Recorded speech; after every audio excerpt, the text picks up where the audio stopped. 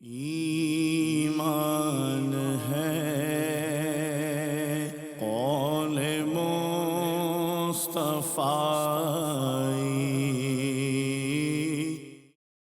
الحمد لله رب العالمين والصلاة والسلام على سيد الأنبياء والمرسلين أما بعد فأعوذ بالله من الشيطان الرجيم بسم الله الرحمن الرحيم الصلاة والسلام عليك يا رسول الله وعلى آلك وأصحابك يا حبيب الله الصلاة والسلام عليك يا نبي الله وعلى آلك وأصحابك يا نور الله الحمد لله عز وجل امام عبد الغنی ابن عبد الواحد المقدسی رحمۃ اللہ تعالی علیہ کی کتاب مختصر سیرت النبی اصحابہ العشرہ، اس کا درس ہمارا جاری و ساری ہے، اور اس میں عشرہ مبشرہ کے فضائل و کمالات اور ان کے مختصر حالات سننے کی ہمیں سعادت حاصل ہو رہی ہے۔ خلفائے راشدین کے حوالے سے گفتگو ہماری ہو چکی پچھلے دروس میں۔ اب آگے جو بقیہ عشرہ مبشرہ میں سے 6 افراد ہیں جن کے لیے نبی پاک صلی اللہ علیہ وسلم نے جنت کی بشارت دی، اور باقی وہ دیگر صحابہ کرام علیہم رضوان سے افضل ہیں، ان کا اب تذکرہ مصنف علیہ رحمہ یہ کر رہے ہیں۔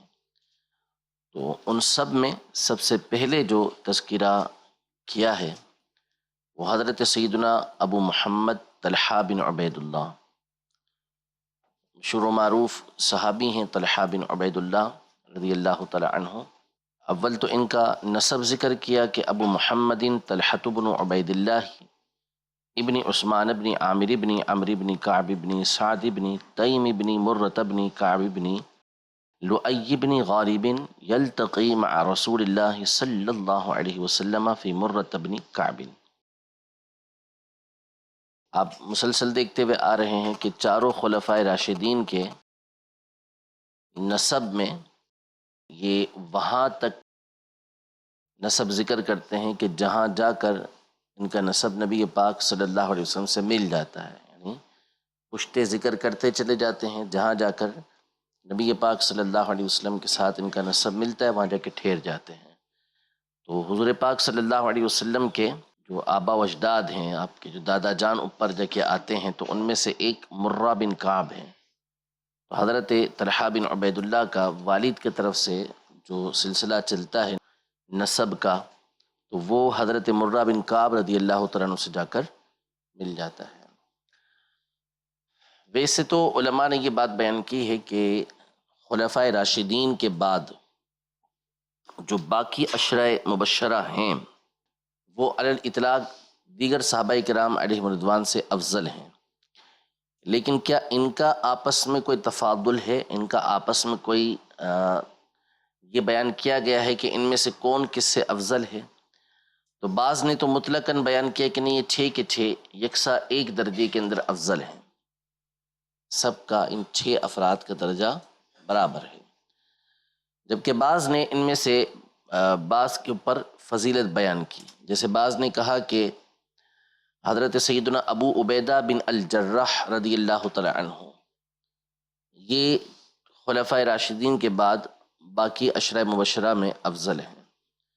بعض نے کہا کہ طلحہ بن عبید اللہ رضی اللہ تعالی عنہ، یہی جن کا تذکرہ بھی ہم سننے لگے ہیں، ان کے بارے میں بیان کیا کہ یہ دیگر کے مقابلے میں افضل ہیں، جبکہ بعض کا یہ کہنا ہے کہ حضرت زبیر بن العوام رضی اللہ تعالی عنہ یہ باقی عشرہ مبشرہ میں دیگر سے افضل ہیں۔ تو مختلف اس میں اقوال ہیں، صحیح یہ ہے کہ یہ 6 کے 6 ایک ہی درجے کے اندر، ایک ہی طبقے کے اندر موجود ہیں، سب جو ہے وہ عشرہ مبشرہ میں سے خلفائے راشدین کے بعد یہ 6 افراد سب سے افضل ہیں۔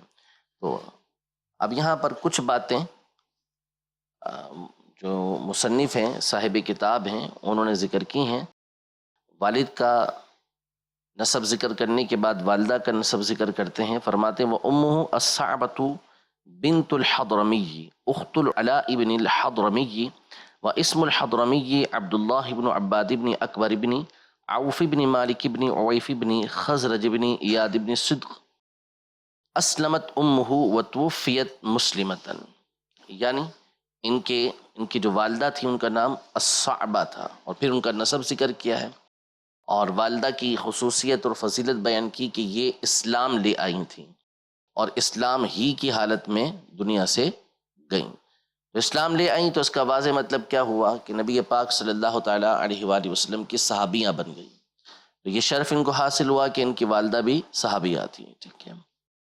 حضرت سیدنا طلحہ بن عبید اللہ رضی اللہ تعالیٰ عنہ، ان کے ویسے تو بہت سارے فضائل ہیں، بہت ساری ان کی برکتیں بیان کی گئی ہیں۔ نبی پاک صلی اللہ علیہ وسلم نے جنت کے حوالے سے ان کے بارے میں فضیلتیں بیان کی، جیسے ایک تو یہی فضیلت کہ ان کے بارے میں فرمایا کہ طلحہ فی الجنہ، طلحہ یہ جنت کے اندر ہیں۔ دوسرا، حضرت طلحہ بن عبید اللہ کے حوالے سے یہ آگے ذکر کر رہے ہیں کہ جنگ بدر میں یہ شریک نہیں ہو سکے تھے۔ نبی پاک صلی اللہ تعالیٰ علیہ وآلہ وسلم کی طرف سے کسی جگہ پر گئے ہوئے تھے یا ملک شام میں تجارت کے لیے گئے ہوئے تھے، اور پیچھے یہ جنگ بدر ہو گئی تو یہ شریک نہ ہو سکے، لیکن اس کا ان کو بڑا قلق رہتا تھا۔ حالانکہ نبی پاک صلی اللہ تعالیٰ علیہ وآلہ وسلم نے ان کو بدری صحابہ کے اندر شمار کیا تھا، جس طرح حضرت عثمان غنی رضی اللہ تعالیٰ عنہ کو ان کے عذر کی وجہ سے مدینہ منورہ میں رہنے کی وجہ سے کہ ان کی اہلیاں یہ بیمار تھیں تو ان کو بدری صحابہ میں شمار کیا اور ان کو بدر میں سے حصہ بھی دیا، تو اسی طرح حضرت طلحہ کو بھی نبی پاک صلی اللہ تعالیٰ علیہ وآلہ وسلم نے جو جنگ بدر کا مال غنیمت تھا اس میں سے حصہ عطا فرمایا، یہ بھی بدری صحابہ میں شمار ہوئے۔ لیکن ان کو یہ رہتا تھا کہ مجھے جنگ بدر میں نبی پاک صلی اللہ تعالیٰ علیہ وآلہ وسلم پر جان نثاری کرنے کا، اپنی جان واری کرنے کا موقع نہیں ملا۔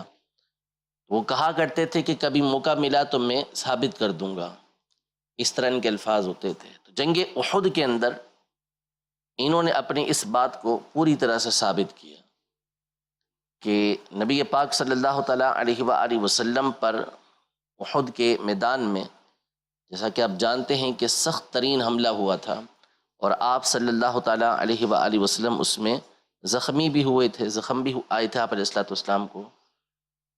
اس وقت نبی پاک صلی اللہ تعالیٰ علیہ وآلہ وسلم نے 2 زریں پہنی ہوئی تھیں، یعنی جو لوہے کا لباس ہوتا ہے جنگ کی حالت میں، بالخصوص جو سردار ہوتے ہیں ان کو پہنائے جاتے ہیں، کیونکہ ان کی حفاظت سب سے مقدم ہوتی ہے جنگ کے اندر، کہ جو لشکر کا سالار ہے وہ جب تک محفوظ ہوتا ہے تو اس میں جنگ کا پلڑا زیادہ بھاری رہتا ہے ایک طرف والے کا۔ ظاہر یہاں نبی پاک صلی اللہ علیہ وسلم کی ذات گرامی تھی تو اس کا اہتمام کیا گیا، آپ علیہ الصلوۃ والسلام کو 2 زریں پہنائی گئی تھیں تو وہ بھاری تھیں۔ تو جب یہ حملہ ہوا اور آپ علیہ الصلوۃ والسلام نے ایک چٹان کے اوپر چڑھنے کا ارادہ کیا تو اس زروں کی وجہ سے اوپر نہیں چڑھ پائے، تو حضرت طلحہ رضی اللہ تعالیٰ عنہ نیچے بیٹھ گئے، نبی پاک صلی اللہ علیہ وسلم کے کندھے پہ سوار ہو کے اس چٹان کے اوپر چڑھے۔ پھر اس کے بعد نبی پاک صلی اللہ علیہ وسلم کا دفاع کرنے کا ان کو موقع ملا، سعادت حاصل ہوئی، اور انہوں نے نبی پاک صلی اللہ علیہ وسلم کے دفاع کے لیے اپنے جسم پر 70 سے زیادہ تیر کھائے تھے، یعنی نشانات ان کو لگے تھے تیر کے، زخموں کے مختلف قسم کے، اور ان کی انگلیاں تک اس میں کٹ گئی تھیں، اور اس قدر نبی پاک صلی اللہ علیہ وسلم کے گرد انہوں نے تلوار چلائی تھی کہ ان کا ایک ہاتھ شل ہو گیا تھا، یعنی جس کو فالش گرنا کہتے ہیں نا، بالکل مفلوج ہو جائے ہاتھ، ایسا ہو گیا تھا ان کا ہاتھ۔ نبی پاک صلی اللہ تعالیٰ علیہ وسلم نے اس وقت ان کے لیے یہ فضیلت بیان کی کہ اوجب طلحہ، طلحہ نے اپنے لیے جنت کو واجب کر لیا ہے، ٹھیک ہے۔ تو ان کی تعریف کی گئی اور ان کے لیے فضائل بیان کیے گئے۔ میں نے پیچھے بھی عرض کیا تھا کہ ان تمام صحابہ کرام علیہم رضوان کے ویسے تو بہت سارے فضائل ہوتے ہیں، بہت سارے کمالات ہوتے ہیں، لیکن کچھ فضیلتیں ایسی ہوتی ہیں کہ جس میں یہ خاص ہوتے ہیں دوسروں کے مقابلے میں، جیسے حضرت ابوبکر صدیق رضی اللہ تعالیٰ عنہ کی جو جان نثاری تھی نبی پاک صلی اللہ تعالیٰ علیہ وسلم کے لیے، آپ کا صدق، آپ کی امانت، نبی پاک صلی اللہ تعالیٰ علیہ وسلم پر واری جانا، نبی پاک صلی اللہ علیہ وسلم پر خرچ کرنا، حضرت عمر رضی اللہ تعالیٰ عنہ کی عدالت، فہم، سمجھ، حضرت عثمان غنی رضی اللہ تعالیٰ عنہ کی حیا، ان کی سخاوت، مولا کائنات مولا مشکل کشا رضی اللہ تعالیٰ عنہ کی شجاعت، ان کا علم، حالانکہ اور خصوصیات بھی تھیں لیکن چند خصوصیات کے ساتھ یہ مشہور ہوتے ہیں. تو حضرت طلحہ رضی اللہ تعالی عنہ کی جو خصوصیت، ایک تو یہی آپ کی بہادری اور دوسرا آپ کی سخاوت تھی. اللہ نے آپ کو بہت مال عطا کیا تھا، لیکن جب بعض اوقات بہت زیادہ مال آتا تو آپ پریشان ہو جاتے تھے. بسا اوقات 7 لاکھ درہم جمع ہو جاتے. تو آپ کی اہلیہ بھی آپ ہی کی طرح اللہ کی نیک بندی تھی، تو پریشانی کا سبب پوچھتی تو بتاتے ہیں کہ میرے پاس اتنا مال جمع ہو گیا، میں کیا کروں؟ کہا آپ کے فلاں فلاں نادار اور پریشان رشتہ دار اور دوست موجود ہیں، ان کو دے دیں. تو پھر آپ سارا کا سارا مال تقسیم کر کے آ جایا کرتے. نبی پاک صلی اللہ تعالیٰ علیہ وسلم نے ان کو 3 لقب دیے. ایک لقب ان کو دیا طلحۃ الخیر، یعنی یہ طلحہ ہیں جو خیر والے طلحہ ہیں، یعنی ان کی نسبت نبی پاک صلی اللہ علیہ وسلم نے خیر کے ساتھ بیان کی کہ یہ بھلائی والے ہیں. ایک مقام پر نبی پاک صلی اللہ علیہ وسلم نے ان کو طلحۃ الفیاض کا نام دیا، بہت زیادہ سخاوت کرنے والے. اور ایک موقع پر نبی پاک صلی اللہ علیہ وسلم نے ان کو ان کی سخاوت کی وجہ سے طلحۃ الجود قرار دیا. جود کا مطلب بھی سخاوت کرنا ہوتا ہے، کہ سخاوت کرنے والے. تو ان کی ایک فضیلت، ایک برکت یہ تھی کہ ان کو نبی پاک صلی اللہ تعالیٰ علیہ وآلہ وسلم نے سخی قرار دیا. تو جس کو نبی پاک صلی اللہ علیہ وسلم خود سخی قرار دیتے ہیں تو اس کی سخاوت کا عالم کیا ہوگا. فرماتے ہیں اسلم قدیماً، حضرت طلحہ بن عبید اللہ رضی اللہ تعالیٰ عنہ بہت ابتدا کے اندر اسلام لے آئے. یعنی ان 8 افراد میں سے آپ تھے کہ جو ابتدا کے اندر اسلام لے کر آ گئے تھے، اور ان 6 افراد میں سے آپ ہیں کہ جو عشرہ مبشرہ سے تعلق رکھتے ہیں. اور حضرت ابو بکر صدیق رضی اللہ تعالیٰ عنہ کی دعوت پر نبی پاک صلی اللہ علیہ وسلم پر ایمان لے کر آئے تھے. وَشَهِدَ أُحُدًا وَمَا بَعْدَهَا وَلَمْ يَشْهَدْ بَدْرًا كَانَ بِالشَّامِ فِي تِجَارَةٍ وَضَرَبَ لَهُ رسول اللہ صلی اللہ علیہ وسلم بِسَهْمِهِ وَأَجْرِهِ، کہ یہ احد میں اور احد کے بعد جتنے مارکے ہوئے، جتنی جنگیں ہوئیں، سب میں حاضر ہوئے. بدر میں حاضر نہیں ہو سکے، اس وقت شام میں تجارت کے لیے گئے ہوئے تھے، لیکن نبی پاک صلی اللہ علیہ وسلم نے بدر کا حصہ بھی دیا اور اجر بھی عطا فرمایا. جو لوگ حاضر ہوئے تھے ان کے جیسا اللہ پاک ان کو اجر بھی عطا فرمائے گا. ان کی اولاد کے بارے میں ذکر کرتے ہیں کہ وَكَانَ لَهُ مِنَ الْوَلَدِ مُحَمَّدٌ السَّجَّادُ قُتِلَ مَعَهُ وَعِمْرَانُ أُمُّهَا حَمْنَةُ بِنْتُ جَحْشٍ، کہ ان کے ایک بیٹے ہیں. ویسے تو ان کے بھی ایک بیٹوں کی ایک فضیلت آ رہی ہے، خصوصیت آ رہی ہے. ایک بیٹے ان کے جو سب سے بڑے تھے جن کا نام تھا محمد، اور یہ وہ بابرکت ہستی ہیں کہ جب ان کی پیدائش ہوئی تو ان کے والد یعنی حضرت طلحہ رضی اللہ تعالیٰ عنہ ان کو اٹھا کر نبی پاک صلی اللہ علیہ وسلم کی بارگاہ میں لے گئے. اور تو نبی پاک صلی اللہ تعالیٰ علیہ وآلہ وسلم نے ان کے سر پر ہاتھ پھیرا اور ان کا نام نبی پاک صلی اللہ علیہ وسلم نے محمد رکھا. ان کو السجاد کہا جاتا تھا. سجاد کا مطلب بہت زیادہ سجدے کرنے والا، بہت زیادہ سجدے کرنے والا. اب یہ عبادت کثرت کے ساتھ کرتے تھے، تو تھے بھی صحابی، اگرچہ کہ کم سن صحابی تھے. بہت چھوٹی عمر میں نبی پاک صلی اللہ علیہ وسلم کی بارگاہ میں حاضر کیے گئے. تو حافظ ابن اسیر رحمۃ اللہ تعالیٰ علیہ کے حوالے سے علامہ قطب الدین حلبی رحمۃ اللہ تعالیٰ علیہ نے یہ لکھا کہ ان کی عبادت کی جو کثرت تھی، پھر نبی پاک صلی اللہ تعالیٰ علیہ وآلہ وسلم کی ان پر جو شفقت و مہربانی ہوئی کہ ہاتھ ان کے سر پر پھیرا. تو لکھتے ہیں وَكَانَ أَصْحَابُ رسول اللہ صلی اللہ علیہ وسلم يَتَبَرَّكُونَ بِالدُّعَائِهِ وَبِهِ، یعنی نبی پاک صلی اللہ تعالیٰ علیہ وآلہ وسلم کے صحابہ ان کی دعا اور ان کی ذات سے برکت حاصل کیا کرتے تھے، کہ ان کی عبادت کی کثرت ایسی تھی. وَهُوَ أَوَّلُ مَنْ لُقِّبَ بِالسَّجَّادِ وَقُتِلَ مَعَ أَبِيهِ يَوْمَ الْجَمَلِ، آپ سب سے پہلی ہستی ہیں کہ جن کو سجاد کا لقب دیا گیا. نام محمد تھا، لقب سجاد کا دیا گیا. جیسا کہ سیدنا امام زین العابدین رضی اللہ تعالیٰ عنہ ان کو بھی سجاد کہا جاتا تھا. وجہ بکثرت سجدے کرنا، بکثرت عبادت کرنا. آگے لکھتے ہیں وہ موسیٰ بن طلحہ أمه خولة بنت القعقاع بن معبد بن زرارة ويعقوب وإسماعيل وإسحاق وأمهم أم أبان بنت عتبة بن ربيعة وزكريا وعائشة أمهما أم كلثوم بنت أبي بكر الصديق رضي الله تعالى عنهم وعيسى ويحيى أمهما سعدة بنت عوف المرية وأم إسحاق بنت طلحة أمها أم الحارث بنت قسامة ابن حنظلة الطائية. یعنی ان کے مزید اولاد کا یہاں پر ذکر کیا. نام دیکھیں اولاد کے کیسے کیسے ہیں. موسیٰ، یعقوب، اسماعیل، اسحاق، زکریا، عیسیٰ، یحییٰ، یہ آپ کی اولاد کے نام ہیں. تو اس لیے علماء نے یہ لکھا، امام سہیلی رحمۃ اللہ تعالی علیہ نے الروض الانف کے اندر، کہ حضرت طلحہ رضی اللہ تعالی عنہ کے 10 بیٹے تھے، سب کے نام انبیاء کے نام پر تھے. موسیٰ، عیسیٰ، اسحاق، یعقوب، ابراہیم، محمد، سارے نام انبیاء کرام علیہم السلام کے ناموں پر تھے. فاولاد طلحة 11 وقیل ان له 2 آخرین عثمان وصالح ولم يثبت ذلك. آپ کی 11 اولادیں تھیں اور کہا گیا ہے کہ 2 بیٹے اور تھے، عثمان اور صالح، لیکن یہ بات درست نہیں ہے. وقتل طلحة سنة 36 يوم الجمل وهو ابن 62 سنة. آپ جنگ جمل میں سن 36 ہجری کے اندر انتقال آپ کا ہوا. جنگ جمل 36 ہجری کے اندر ہوئی تھی، اس میں آپ کا انتقال ہوا اور اس وقت آپ کی عمر 62 سال تھی. مروان نے آپ کی طرف تیر چلایا تھا اور کئی ایک علماء نے لکھا کہ اسی کے تیر کی وجہ سے آپ کی شہادت ہوئی تھی.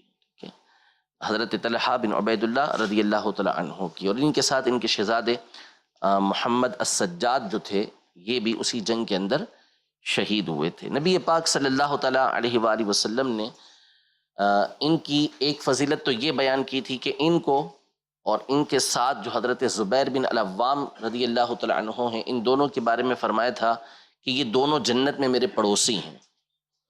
اور نبی پاک صلی اللہ تعالیٰ علیہ وآلہ وسلم نے حضرت طلحہ رضی اللہ تعالیٰ عنہ کے لیے باقاعدہ فرمایا تھا کہ یہ شہید ہیں. تو وہی ہوا کہ ان کی شہادت ہوئی. اللہ جل شانہ ان کی برکت ہم سب کو عطا فرمائے. اگلے جو صحابی عشرہ مبشرہ میں سے جن کا تذکرہ مصنف علیہ رحمہ آپ کر رہے ہیں، وہ ہیں حضرت ابو عبداللہ الزبیر بن العوام رضی اللہ تعالیٰ عنہ، یعنی حضرت سیدنا زبیر بن العوام رضی اللہ تعالیٰ عنہ. پہلے تو ان کا نسب ذکر کرتے ہیں. فرماتے ہیں ابو عبداللہ الزبیر بن العوام رضی اللہ تعالیٰ عنہ ابن خویلد بن اسد بن عبد العزى بن قصي بن كلاب يلتقي مع رسول الله صلی اللہ علیہ وسلم في قصي بن كلاب وهو الاب الخامس. یعنی ان کا نسب ذکر کیا اور بتایا کہ یہ نبی پاک صلی اللہ علیہ وسلم کے 5ویں جو دادا جان ہیں ان میں جا کر، یعنی قصی بن کلاب کے اندر آپ علیہ السلام کے ساتھ ان کا نسب مل جاتا ہے. ان کو اور بہت ساری برکتیں حاصل ہیں کہ جس طرح یہ نبی پاک صلی اللہ تعالیٰ علیہ وآلہ وسلم کے خاندان کے فرد بنتے ہیں، قریش سے ان کا تعلق بنتا ہے، اسی طرح ان کا ایک رشتہ نبی پاک صلی اللہ تعالیٰ علیہ وآلہ وسلم سے یہ تھا کہ یہ نبی پاک صلی اللہ تعالیٰ علیہ وسلم کے ہم زلف تھے، کہ نبی پاک صلی اللہ تعالیٰ علیہ وآلہ وسلم کے عقد نکاح کے اندر سیدہ ام المومنین حضرت عائشہ رضی اللہ تعالیٰ عنہا تھی، اور حضرت عائشہ رضی اللہ تعالیٰ عنہا کی جو بہن تھی حضرت اسماء رضی اللہ تعالیٰ عنہا، یہ ان کی اہلیہ تھی. تو نبی پاک صلی اللہ تعالیٰ علیہ وآلہ وسلم کے اس اعتبار سے یہ ہم زلف بنتے ہیں. دوسرا یہ کہ نبی پاک صلی اللہ تعالیٰ علیہ وسلم کی سب سے افضل پھپھی یعنی حضرت سیدتنا صفیہ رضی اللہ تعالیٰ عنہا، ان کے شہزادے تھے. یعنی یہ نبی پاک صلی اللہ علیہ وسلم کے پھپھی زاد بھائی بھی تھے. بہت چھوٹی عمر میں یہ نبی پاک صلی اللہ علیہ وسلم پر ایمان لے آئے تھے. والہانہ نبی پاک صلی اللہ تعالیٰ علیہ وآلہ وسلم سے محبت کرتے تھے، مصنف علیہ رحمہ ان کی والدہ کا ذکر کرتے ہیں کہ امہ صفیۃ بنت عبد المطلب عمت رسول اللہ صلی اللہ علیہ وسلم اسلمت وہاجرت الی المدینہ. ان کی والدہ کا نام صفیہ بنت عبد المطلب ہے اور رسول اللہ صلی اللہ علیہ وسلم کی یہ پھپھی ہیں جو اسلام بھی لے آئی تھیں اور مدینے کی طرف ہجرت بھی کی تھی. حضرت زبیر رضی اللہ تعالی عنہ جو انتہا درجے کے بہادر تھے، حاجر الہجرتین وصلی الی القبلتین وهو اول من صلی سیفہ فی سبیل اللہ عز وجل وهو حواری رسول اللہ صلی اللہ تعالی علیہ وسلم. انہوں نے 2 ہجرتیں کی، یعنی حبشہ کی طرف بھی ہجرت کی اور مدینے کی طرف بھی ہجرت کی سعادت حاصل کی. دونوں قبلوں کی طرف رک کر کے نماز پڑھی، یعنی کعبے کی طرف بھی رک کر کے اور بیت المقدس کی طرف بھی رک کر کے نماز پڑھی. اس وقت جب کہ بیت المقدس کی طرف رک کر کے نماز پڑھنے کا حکم تھا کہ اس طرف رک کر کے نماز پڑھی جائے. اس میں اشارہ ہے کہ قدیم الاسلام صحابی ہیں، بالکل ابتدا میں اسلام لانے والوں میں سے ہیں، اور سب سے پہلے اللہ کی راہ کے اندر تلوار کو کھینچنے والے اور رسول پاک صلی اللہ تعالیٰ علیہ وسلم کے خاص ساتھی ہیں. حضور پاک صلی اللہ علیہ وسلم نے ان کے لیے فرمایا کہ ہر نبی کا ایک حواری ہوتا ہے اور میرے حواری زبیر ہیں، بالکل خاص ساتھی ہیں میرے. یعنی یہ ایک مقام پہ ارشاد فرمایا، ورنہ دوسرے مقام پر حضرت طلحہ کے لیے بھی اور حضرت زبیر دونوں کے لیے حواری کا لفظ استعمال فرمایا. اوروں کو بھی نبی پاک صلی اللہ علیہ وسلم کہ جو صحابہ کرام علیہم رضوان ہیں ان کو حواری کا لقب ملا ہے، لیکن جو مشہور و معروف ہستی ہیں حواری کے لقب کے ساتھ کہ رسول پاک صلی اللہ علیہ وسلم کے حواری یعنی خاص ساتھی ہیں، تو وہ حضرت زبیر رضی اللہ تعالیٰ عنہ کے لیے ہیں. ان کے اولاد کے حوالے سے ذکر کرتے ہیں وَلَهُ مِنَ الْوَلَدِ عَبْدُ اللَّهِ وَهُوَ أَوَّلُ مَوْلُودٍ وُلِدَ فِي الْإِسْلَامِ بَعْدَ الْهِجْرَةِ. ان کے سب سے پہلے اور افضل ترین بیٹے وہ عبداللہ ہیں، اور یہ سب سے پہلے بچے ہیں جو ہجرت کے بعد اسلام میں پیدا ہوئے. پیچھے یہ بات گزر چکی ہے کہ اسلام میں سب سے پہلے جس بچے کی مہاجرین کے یہاں ولادت ہوئی وہ حضرت عبداللہ بن زبیر رضی اللہ تعالیٰ عنہ تھے، اور ان کی ولادت پر مسلمان بہت خوش ہوئے تھے، اس لیے کہ کفار کی طرف سے یہ تان تھا کہ جب مسلمان مکے سے مدینے چلے جائیں گے تو ان کے یہاں اولادیں نہیں ہوں گی، یہ بے اولاد رہ جائیں گے. تو جب ان کی ولادت ہوئی تو مسلمان بڑے خوش ہوئے کہ دیکھیں ہمارے یہاں بچے کی ولادت ہوئی ہے. تو یہ سب سے پہلے تھے مہاجرین کے یہاں جن کی ولادت ہوئی. والمنذر وعروۃ وعاصم والمہاجر وخدیجۃ الکبریٰ وام الحسن وعائشۃ امہم اسماء بنت ابی بکر الصدیق وخالد وعمر وحبیبۃ وسودۃ وہند امہم ام خالد بنت خالد بن سعید بن العاص ومصعب وحمزۃ ورملۃ امہم رباب بنت انیف الکلبیہ وعبیدہ وجعفر وحفصۃ امہم زینب بنت بشر من بنی قیس بن ثعلبۃ وزینب بنت الزبیر امہا ام کلثوم بنت عقبۃ بن ابی معیط وخدیجۃ الصغریٰ امہا الحلال بنت قیس من بنی اسد بن خزیمۃ فاولاد الزبیر 21 رجلا وامرأة. یعنی ان کی دیگر اولادوں کا تذکرہ اور ان کی والداؤں کا تذکرہ کیا کہ یہ ان کے نام ہے. تقریباً 21 کے قریب ان کی اولاد تھیں، بچے بیٹے بیٹیاں 21 کے قریب تھے، جن میں ایک تو عبداللہ بن زبیر رضی اللہ تعالیٰ عنہ انتہائی مشہور ہیں، اور دوسرے حضرت عروہ بن زبیر رضی اللہ تعالیٰ عنہ، ان کی بھی بہت زیادہ شہرت ہے. یہ حضرت عبداللہ بن زبیر رضی اللہ تعالیٰ عنہ کے بھائی تھے اور حضرت سیدنا ابوبکر صدیق رضی اللہ تعالیٰ عنہ کے نواسے تھے، اور حضرت عائشہ رضی اللہ تعالیٰ عنہ ان سے حد درجہ محبت کیا کرتی تھی، آپ ان کی خالہ تھیں. اور ان کا یہ معمول تھا کہ یہ روزانہ رب قرآن یعنی قرآن کا چوتھا حصہ یہ پڑھا کرتے تھے، اور علمی اعتبار سے تابعین میں ان کے مقابل کم ہی کوئی تھا، تو بہت زیادہ علمی حیثیت ان کی مشہور و معروف ہے. قتل یوم الجمل سنۃ 36 وله 67 او 66 سنۃ. جنگ جمل جو ہوئی تھی سن 36 ہجری کے اندر، اس میں جہاں حضرت طلحہ بن عبید اللہ رضی اللہ تعالیٰ عنہ شہید ہوئے تھے، وہیں حضرت زبیر بن العوام رضی اللہ تعالیٰ عنہ بھی اسی جنگ جمل کے اندر شہید ہوئے تھے، اور اس وقت ان کی عمر ایک قول کے مطابق 67 سال تھی 67، اور ایک قول کے مطابق 66 سال یعنی 66 آپ کی اس وقت عمر تھی. تیسرے صحابی رضی اللہ تعالیٰ عنہ جو عشرہ مبشرہ میں سے ہیں جن کا تذکرہ مصنف علیہ رحمہ کر رہے ہیں وہ بھی بڑے ہی پیارے صحابی، اور جن کا خود ابھی مصنف علیہ رحمہ بتائیں گے کہ عشرہ مبشرہ میں سب سے آخر کے اندر انتقال ہوا، وہ ہیں حضرت سعد بن ابی وقاص رضی اللہ تعالیٰ عنہ۔ ابو اسحاق سعد بن ابی وقاص رضی اللہ تعالیٰ عنہ، سب سے پہلے مصنف علیہ رحمہ ان کا نام اور ان کا نسب ذکر کرتے ہیں، فرماتے ہیں ابو اسحاق سعد بن ابی وقاص رضی اللہ تعالیٰ عنہ واسم ابو وقاص مالک بن احیب بن عبد مناف بن زہرۃ بن کلاب یلتقی مع رسول اللہ صلی اللہ علیہ وسلم فی کلاب بن مرۃ وامہ حمنۃ بنت سفیان بن امیۃ بن عبد شمس بن عبد مناف، یعنی ان کا نام جو ہے وہ سعد ہے اور ان کے والد کا نام یہ مالک تھا جس کو ابو وقاص کہا جاتا تھا۔ ان کا نسب نبی پاک صلی اللہ تعالیٰ علیہ وسلم کے ساتھ کلاب بن مرہ میں جا کے مل جاتا ہے، لیکن کلاب بن مرہ سے پہلے جو زہرہ ہیں یہ نبی پاک صلی اللہ علیہ وسلم کے ننیحال میں سے آتے ہیں، یعنی والدہ کی طرف سے آپ علیہ الصلوۃ والسلام کا نسب چلتا ہے، ان میں زہرہ یہ آتے ہیں، مرد کا نام ہے۔ تو آپ علیہ الصلوۃ والسلام کی جو والدہ تھیں وہ بنو زہرہ سے تعلق رکھتی تھی، بنو زہرہ سے تعلق رکھتی تھی، تو وہیں سے حضرت سعد بن ابی وقاص رضی اللہ تعالیٰ عنہ کا بھی خاندان تھا۔ تو نبی پاک صلی اللہ تعالیٰ علیہ وسلم ان کے بارے میں فرمایا کرتے تھے کہ یہ میرے ماموں ہیں، میرے ماموں ہیں، اور کسی کا ایسا ماموں ہو تو لا کے دکھائے۔ تو یہ سعد بن ابی وقاص رضی اللہ تعالیٰ عنہ کے لیے خاصیت ہے۔ نبی پاک صلی اللہ علیہ وسلم کے کوئی حقیقی ماموں تھے یا نہیں تھے، اس کے بارے میں علماء کے شدید اختلاف ہے۔ بعض نے اصلاً منع کیا کہ نبی پاک صلی اللہ علیہ وسلم کے کوئی حقیقی ماموں نہیں تھے، رشتے میں آپ علیہ الصلوۃ والسلام کے ماموں بنتے تھے کچھ افراد، لیکن حقیقی اعتبار سے ماموں کوئی بھی نہیں تھا، لیکن ان کو نبی پاک صلی اللہ علیہ وسلم نے رشتے کے اعتبار سے اپنا ماموں جان قرار دیا اور فرمایا کہ کسی کا ایسا ماموں ہو تو لے کر آئے۔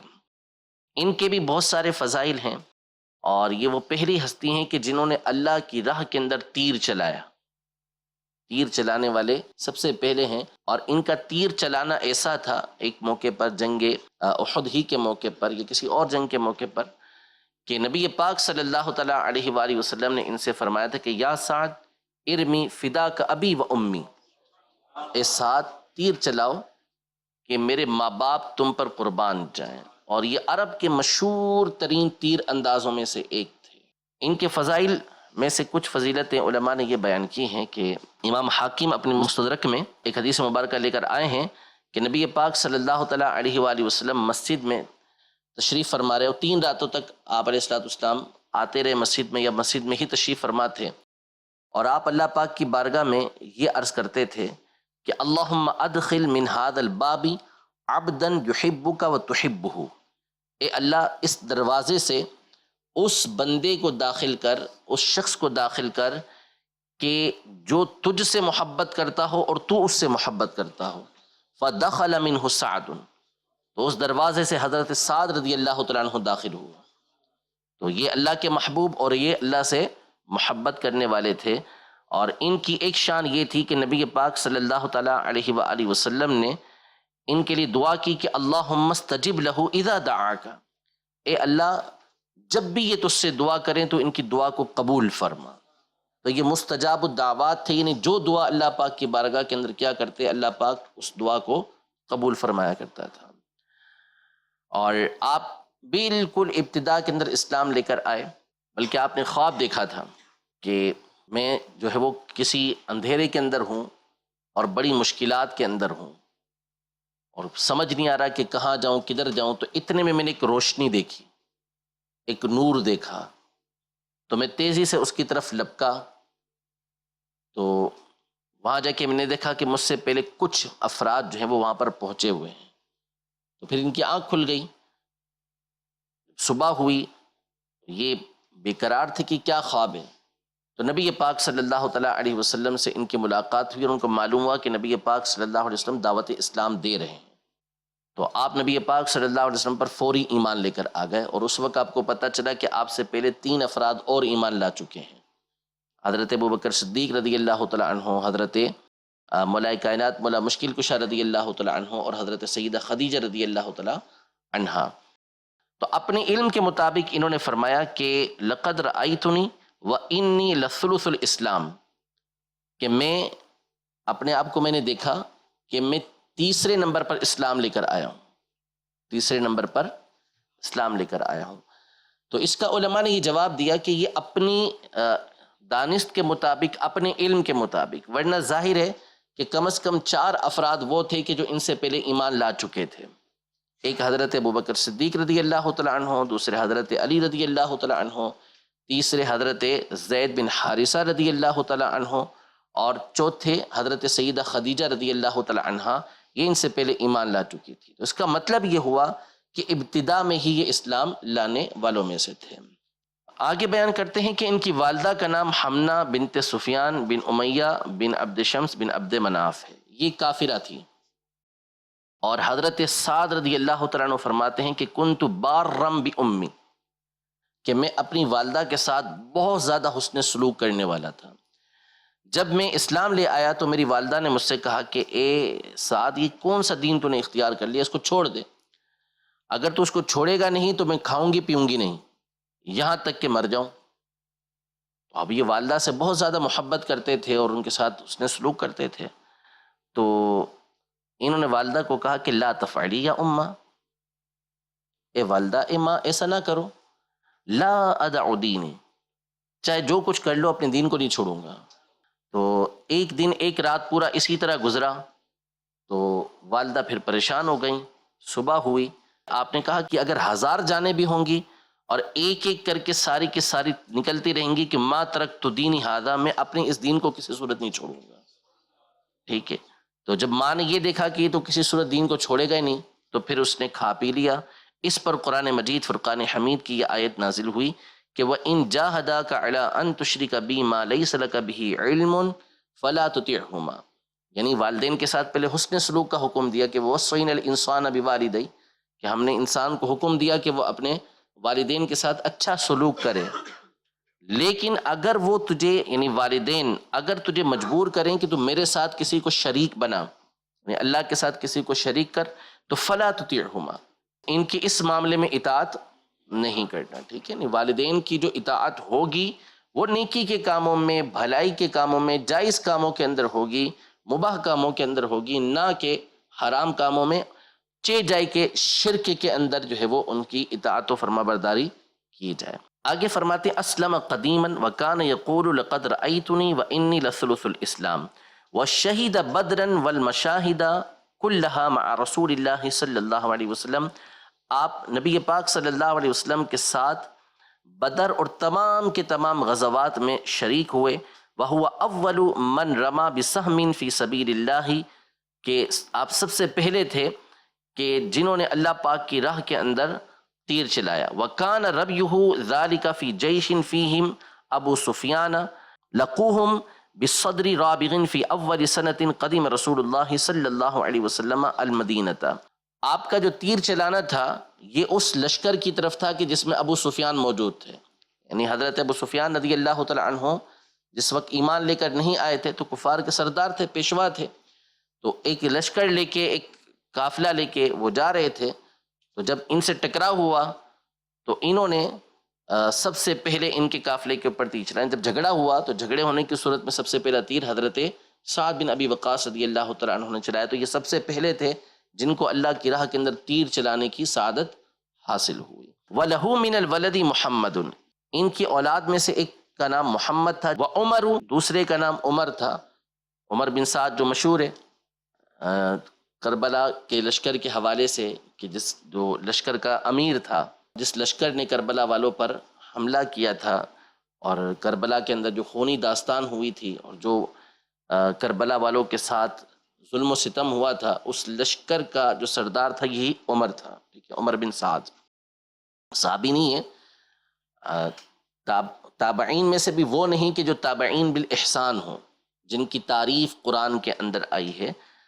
وعامر ومصعب روی عنہم الحدیث وعمیر وصالح وعائشۃ بنو سعد، یہ سب آپ کی اولاد ہیں جن کے نام یہاں پہ ذکر کیے.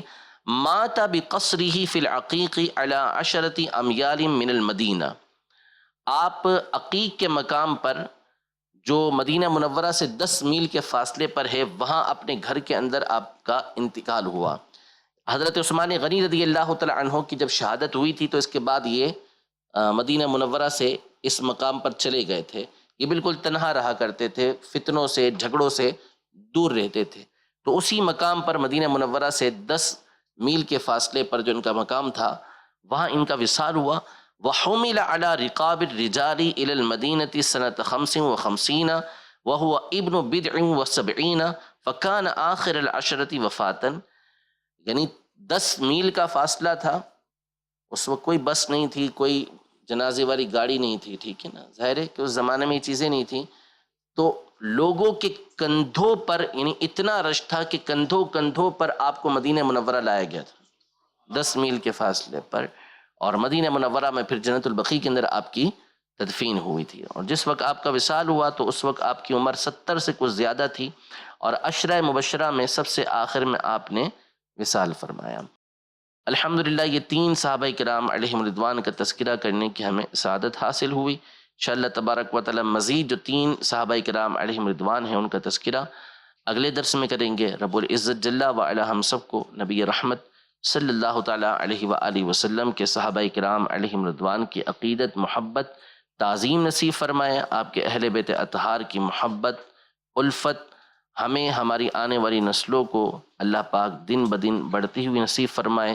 صحابہ کرام علیہم رضوان کی بے ادبی سے اللہ پاک ہمیں اور ہماری نسلوں کو محفوظ فرمائے، آمین بجاہ النبی الامین صلی اللہ تعالی علیہ وآلہ وسلم۔ ایمان ہے قول مصطفیٰ